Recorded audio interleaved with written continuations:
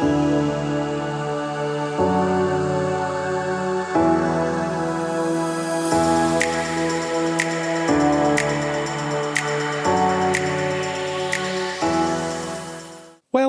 to the Causey Consulting Podcast. You can find us online anytime at causeyconsultingllc.com. And now, here's your host, Sarah Causey. Hello, and thanks for tuning in. In today's episode, I want to talk about a video I saw recently on YouTube titled, Workplace Loyalty is Dead. 10 Reasons I'll Never Work Another 9-to-5 Job. And it was released by Amber Stork, aka the Prepper Princess. Full disclosure, full disclaimer here, I don't know this person. I have not watched every video. I have not read every social media post or publication that this woman has ever written in her whole entire life. I don't know her personally. And it's sad that we have to make these disclaimers nowadays, but without a doubt, somebody will go back and say, 5 years ago, she said something that I disagree with, and I want to have a big mad about it. Well, I don't know everything that she's ever communicated. And this is not an endorsement from me to anybody else or anybody else's channel. As a staffing and recruiting SME and someone who's an expert in the job market, I saw this and I immediately was curious about what reasons she had to offer up, whether I would agree with them, whether I had experienced them myself, etc. So this is just me talking about the 10 reasons that she gives. Nothing more and nothing less. The number one reason on her list is the way that employees are treated by customers and the loss of dignity that they experience. Dealing with people like Karens and Darrens, looking to get them in trouble, looking to make us stink, acting horrible. Everything is, I want to see the manager. I want to go over your head. I'm going to get you fired. I thought back to my early days in staffing. I mean, very early on. One of the first big direct hire deals that I ever worked on. And there's just certain things in the work world you don't forget. There was a guy that I was working with who his wife had gotten a job here in the Midwest and they needed to relocate from Georgia. She already had the job secured, had a start date, and so the onus was on him to find something quickly so that he could move up here with her and be with her. And I had gotten my foot in the door at a company that we had not worked with before, and everything was clear. I told them exactly what this man wanted in order to start a job in this part of the Midwest, and they at least superficially agreed. Everything seemed to be just fine. They interviewed him, made him an offer, and it was horrible. It was $20,000 under what he said that he needed. And when I called the manager up on the phone, his attitude was, well, this is what we feel like we want to pay. He wants to get up here, doesn't he? He's motivated to come up here, right? So he should take it, you know? That was the attitude. And there was nothing that I could do to get them to raise their offer. And I just remember being shocked that a company could waste my time and the candidate's time to that degree and then just not care, just completely not care. And I went to a colleague who had more years in the industry and I said, I don't get this. And I know that I need to have some kind of confrontation with the client beyond what I already have. I feel like he needs to really understand that he has wasted this candidate's time. This candidate flew up here in earnest to interview for this job, was very clear every step of the way about what he wanted salary-wise, and then now he's being lowballed. I've spent all this time trying to broker this deal, and it's wasted my time too. I could have been looking for something else for this candidate instead. Like, wow. And so he let me vent for a few minutes and he said, so I'm going to stop you right there because your time doesn't matter to the client. If you want to guilt trip them about wasting the candidate's time and what you just said about the candidate flying up here in earnest and being serious about this, that's all very good. Because yeah, the client absolutely did waste the candidate's time and they're playing dirty pool, but your time doesn't matter. And I'm like, well, wait a minute. Why does my time not matter? And he's like, it doesn't. The way they look at it is this is just part of your job. Part of the chance that you take when you're in third-party staffing that some of the deals will come together and some of them won't. But if you try to guilt trip him about wasting your time as a recruiter, he's not going to give a damn about that. I just remember thinking like, wow, okay. So often it's like you're made to feel like the lowest of the low. You're just a snake crawling along in the grass, scraping your belly across every rock at every stick that you come across. So when Amber uses the loss of dignity, the term the loss of dignity that comes along with that, for me, it's not just about Karens and Darrens and like overtly annoying people. I want to talk to your manager. I'm going to have your job. Yeah, those people are super annoying without a doubt, but they're very clearly annoying. They're clearly obnoxious. Sometimes in white collar professional work, we encounter snakes in the grass that are, in some ways, they're more diabolical because you don't see the knife coming. They'll stab you in the back. They will waste your time. They'll make you feel about 2 inches tall, but you don't see it coming the way that you do with a Karen or a Darren that's standing there at the counter going, I want to see a manager. Before I move on to her next point, something else she brings up that I thought was pretty interesting is the notion of what percentage of the current population could be classified as either a psychopath or a sociopath. And if you assume that maybe 6 out of 100 people that you're helping fall into that category of psychopath or sociopath, and they not only not care about you, but they seem to take some kind of sadistic pleasure in ruining your day. Some kind of sadistic pleasure in getting you in trouble on the job. That's a lot to digest. Reason number 2 for her is the way that employees are treated by management. Yes. And let the church say amen and hallelujah. And she goes on to talk more specifically about managers who treat employees like children. And one of the things that really resonated for me in this video is the comparison of the modern day office to a high school. I'll get to that a little later on, but it's funny because the other day I was talking to a prospective new client. He has a background in staffing, and he, fortunately, he got out of the belly of that beast before I did. But we were talking about the problems that are endemic, in our opinion. Okay, that's all this is, opinion. The problems that are endemic to that entire industry. And he said, ultimately, do you feel like you left because of bosses from hell? Because that was definitely the driving factor for me. And I laughed and I said, oh, it's almost like, where do I begin? Like, let me count the ways. Let me count the ways.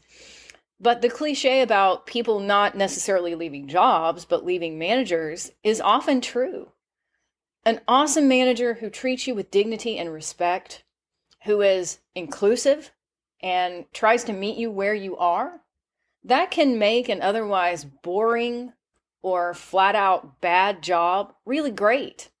But see, the opposite is true too. You can be in a company that you respect. You can be doing a job where the duties are not off-putting to you at all. But if you have a boss from hell, a micromanager, a tyrant, an abuser, a psychopath or sociopath, that can make your life a living hell. Out of the thousands, tens of thousands, if not hundreds of thousands of people that I have interviewed over the years, I have never, not a single time, met anyone who said, you know what I really am looking for in a manager is a micromanager. I want to work for a tyrant, an authoritarian. I want somebody that's going to stand right on top of me and tell me what to do and nitpick. If I go out on my own and I try something new, I want to be absolutely nitpicked to death.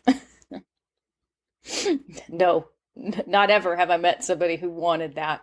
Yet it's amazing how many people like that make it into management and then they just stay there. They kiss the right behinds, or they're related to upper management or related to ownership.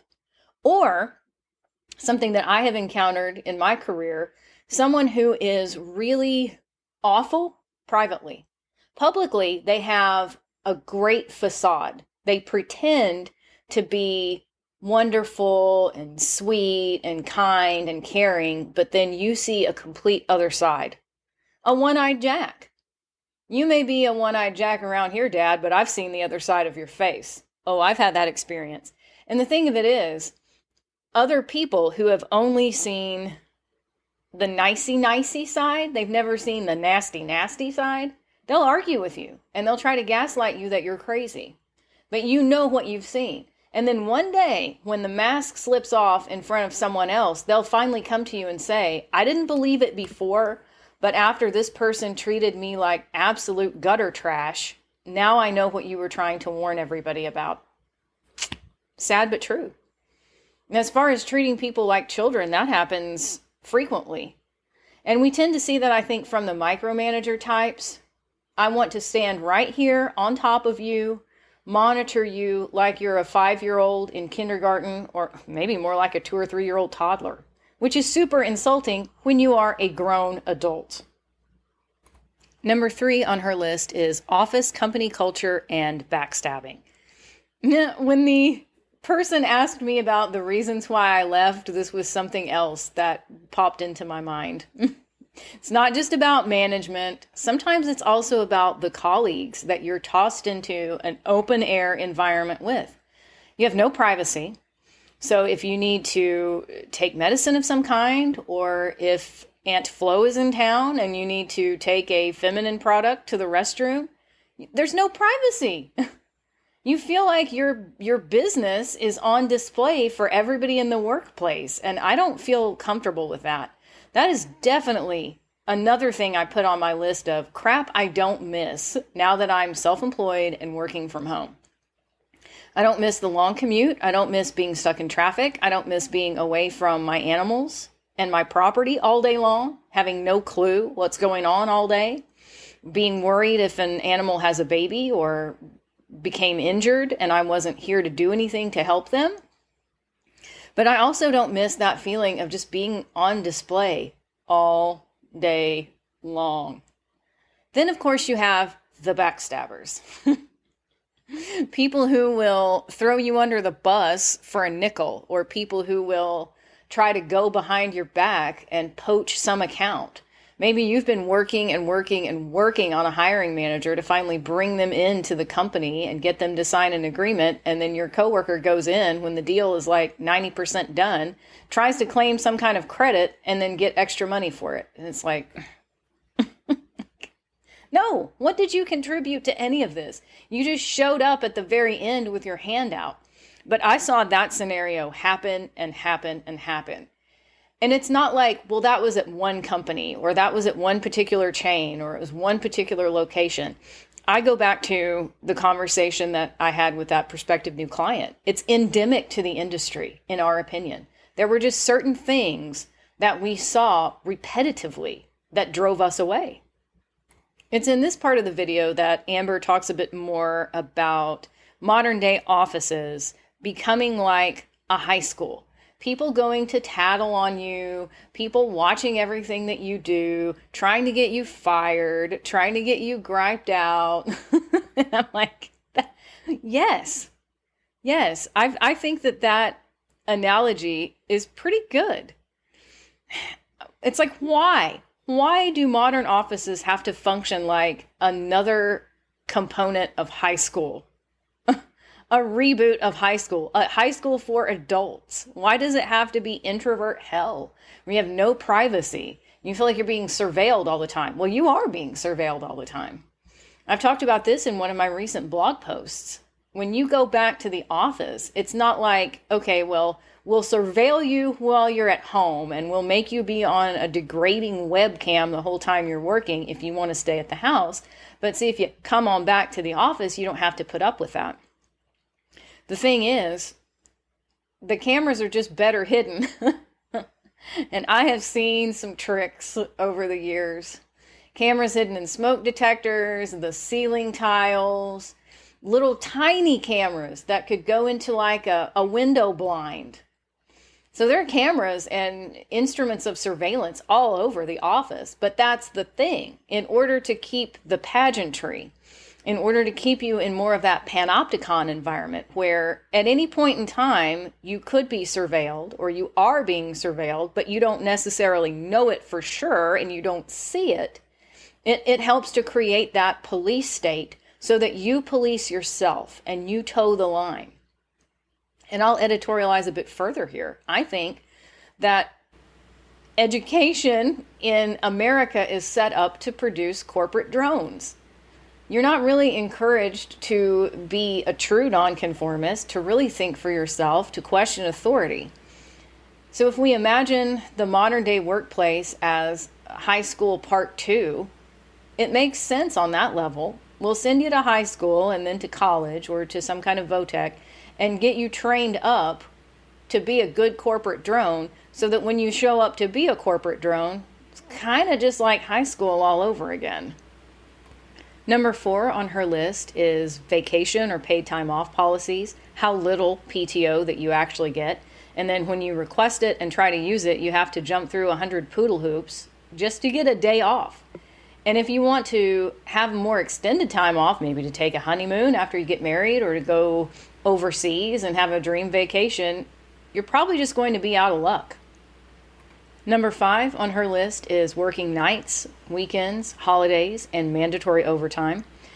For some people in a more corporate setting, that may or may not happen, especially if we're talking about you're expected to be in the office on Christmas Day or you're expected to be in the office on Thanksgiving Day. In a lot of white-collar office environments, that's probably not going to be an expectation. But when we talk about working overtime, especially for a salaried worker, it would be unpaid overtime. Being available nights and weekends, absolutely.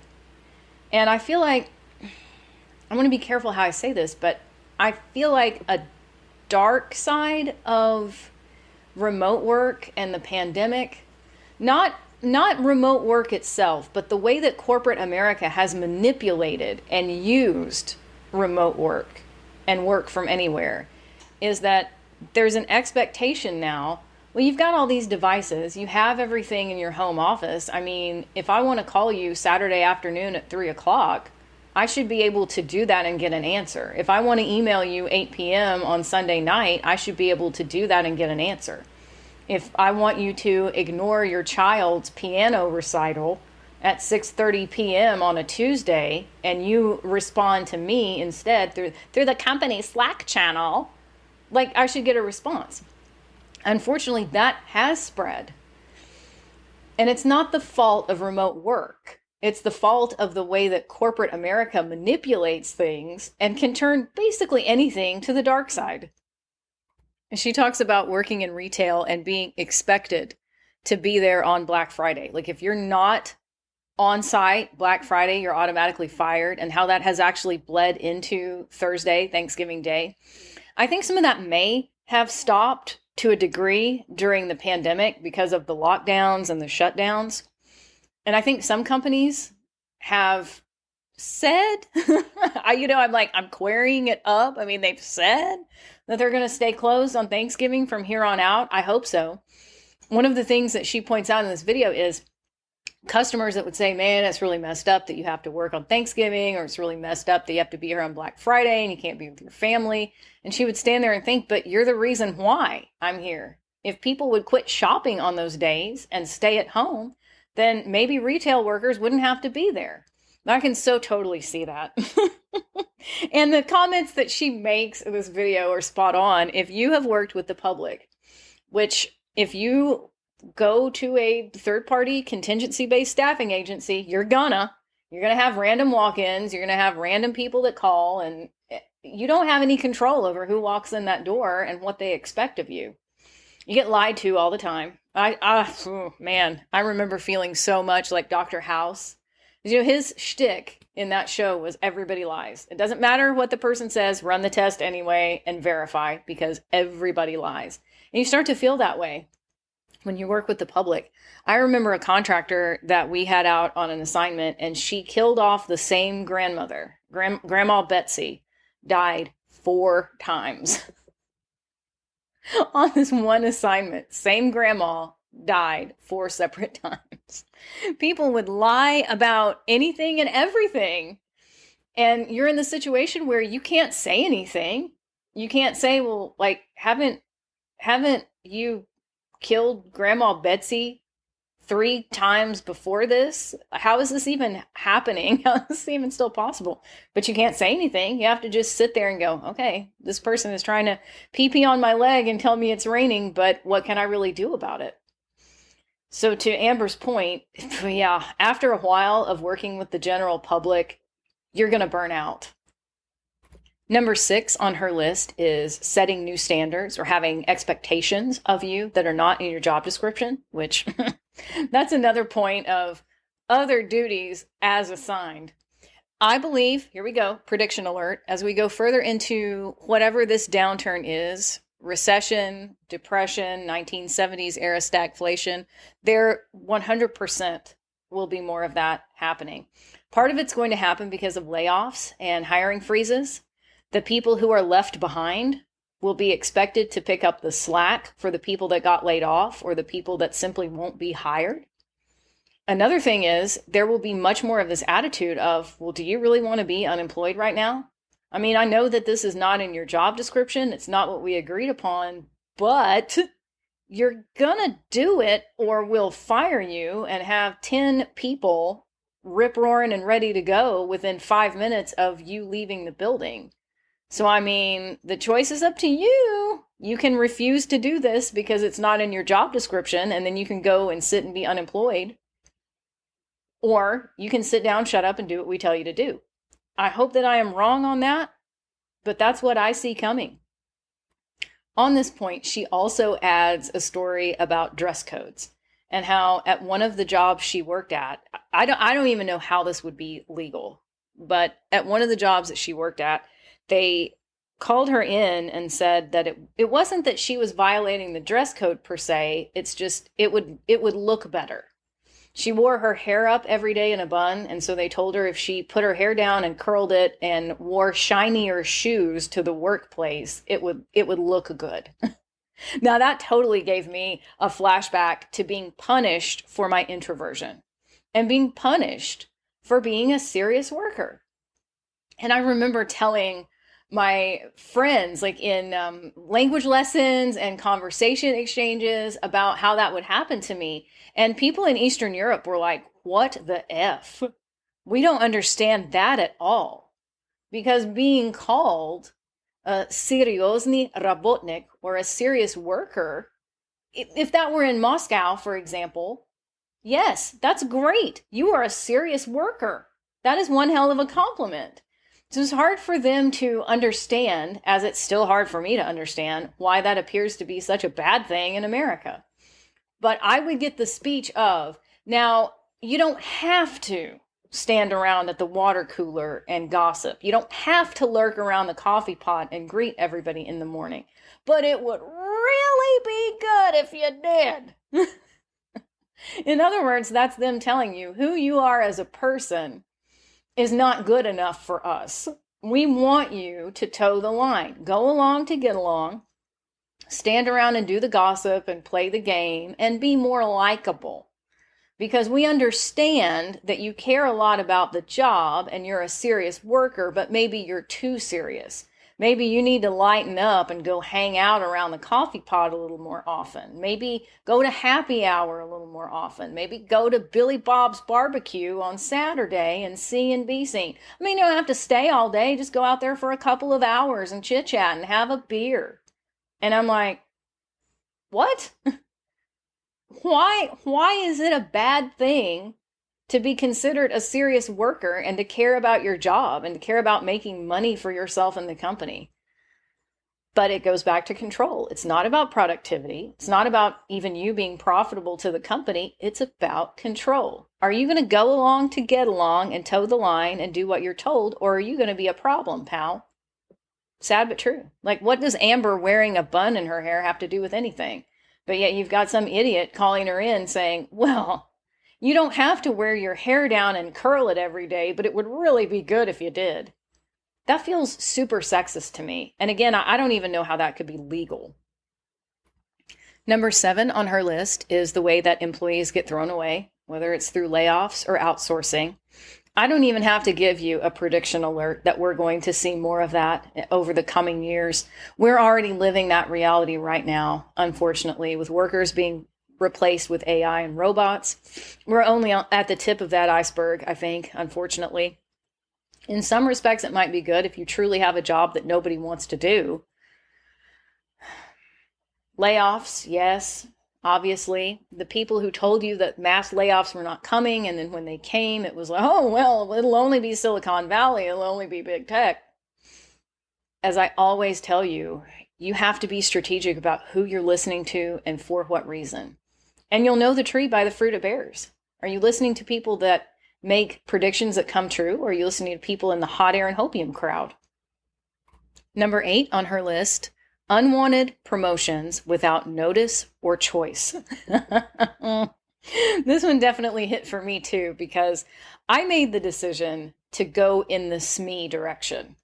When we think about the corporate umbrella, you really only have 2 choices. If you're going to move up the ladder, or if you're going to be drug up the ladder, kicking and screaming by force, you have 2 basic choices. You can either do what I did and go in the SME direction and say, I will make continuing education a huge priority. I will stay aware of all current trends, changing laws, etc., and dig in and niche in and be the subject matter expert in this chosen field. The other is people management.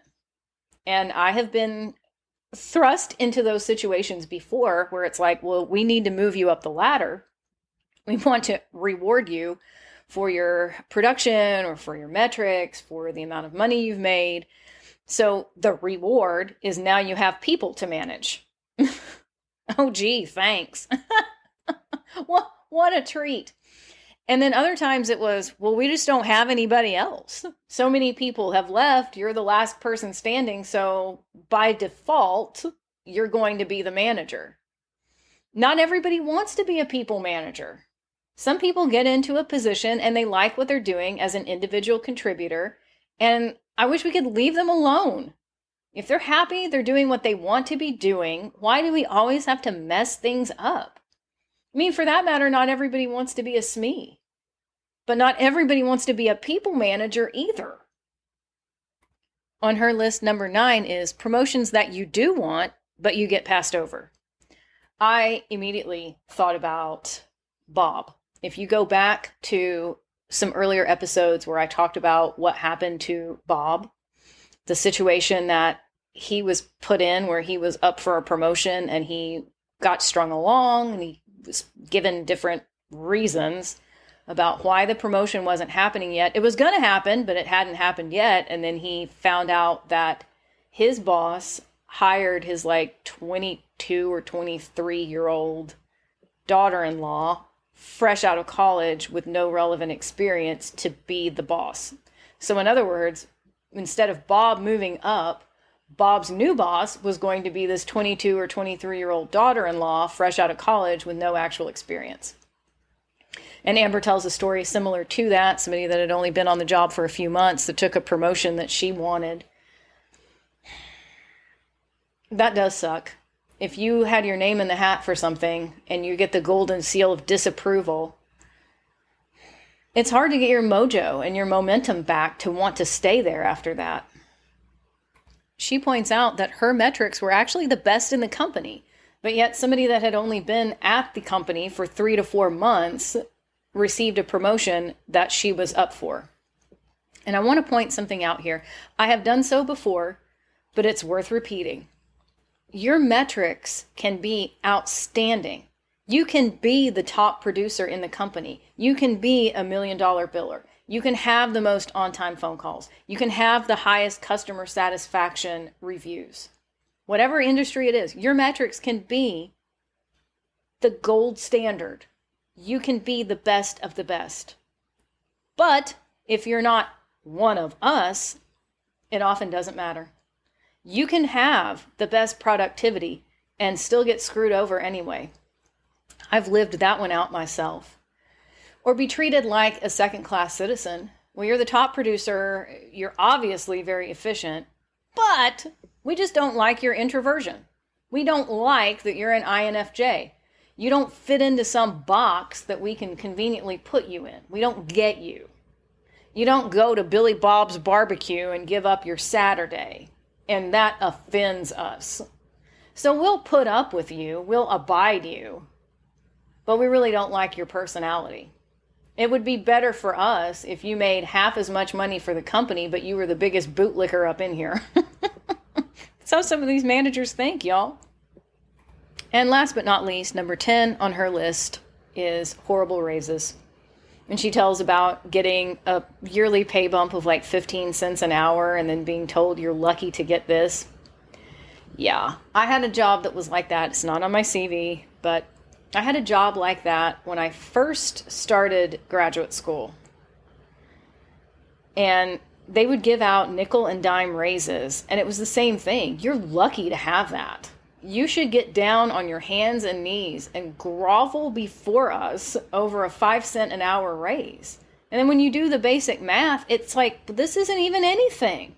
This is not going to materially help me or impact my life at all. But yet I'm supposed to grovel over a nickel? Really? Unfortunately, though, again, I think as we go further into whatever this downturn is, we will see more of that type of behavior. Just be glad you have a job. You're lucky to be here. Suck it up, buttercup. Pay freezes. To go along with hiring freezes. See, that's the thing. Those of us who were alive and well back in 2008, and I'm not talking about kids. I mean, no disrespect. I mean, no offense.